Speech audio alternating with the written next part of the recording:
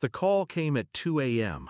Not the kind you answer half asleep, the kind that changes the temperature of the room. Her voice was quiet, too quiet.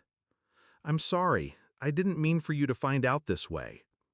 I sat up in bed, staring at the ceiling, listening to her breathe through the line. My wife. The woman I thought I knew. She didn't hang up fast enough. A man's voice spilled faintly into the silence. Drunk laughter. My chest tightened, not from shock, but from recognition. I had heard that laugh before. Someone close. I didn't speak. I didn't confront. I let the silence stretch until she realized what she had done. When she finally muttered, "Hello?" I ended the call, and sat in the dark, still as stone, as if the walls of my life had just shifted without warning. The next morning, she smiled at me like nothing had happened, kissed my cheek, poured my coffee. Her hands didn't shake, mine didn't either. But I watched. The way she held her phone tighter when she thought I wasn't looking. The way her messages lit up the screen at night, screen angled just enough away from me. My son, our son, asked me why I was quiet that week. I told him I was tired. He believed me. Children always believe what they're told. But I didn't believe her anymore.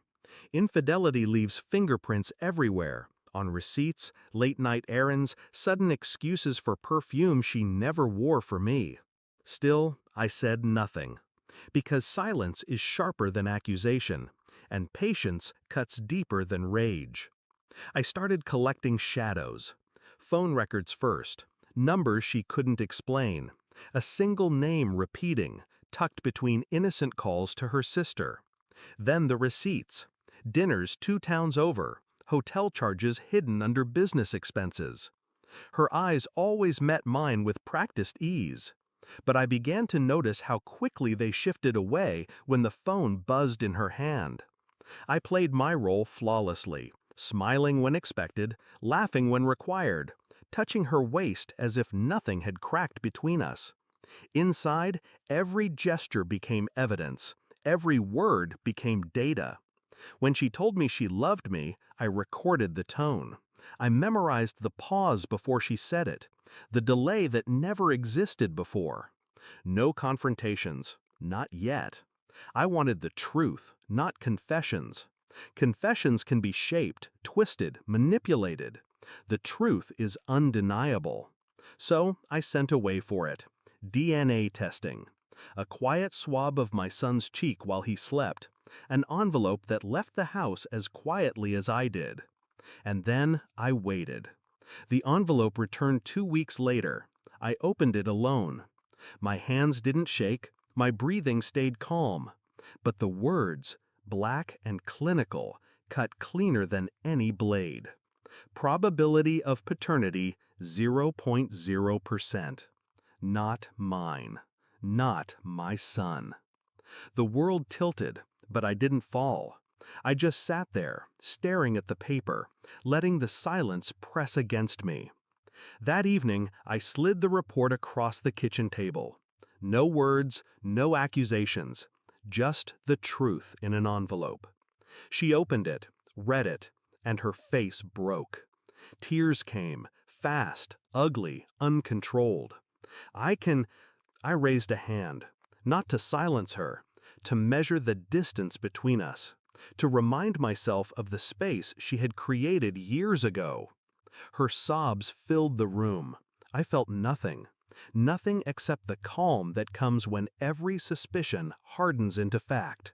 She begged. She reached for me across the table, desperate, drowning.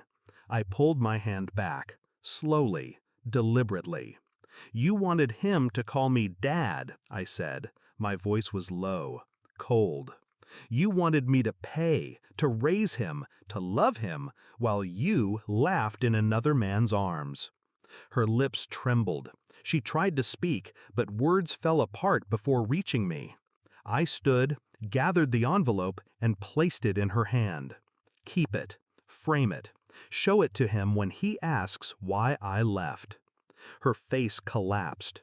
Her cries followed me as I walked down the hall, each step echoing against the hollowness she had carved into our lives. I didn't slam the door. I didn't shout. The quiet was enough. Quiet is what kills. I packed only what was mine, a suitcase, some photographs. The rest I left behind. Ghosts don't take furniture with them. My son, no, her son, slept soundly as I looked in one last time. For a moment, I almost felt something. Almost. But truth has a way of burning sentiment out of you. As I walked into the night, the air felt sharper, cleaner. I wasn't free. Freedom implies release. This was different. This was clarity. I had carried a lie for years, built a life on it, bled for it. Now I carried nothing. When the door clicked shut behind me, it didn't sound like loss.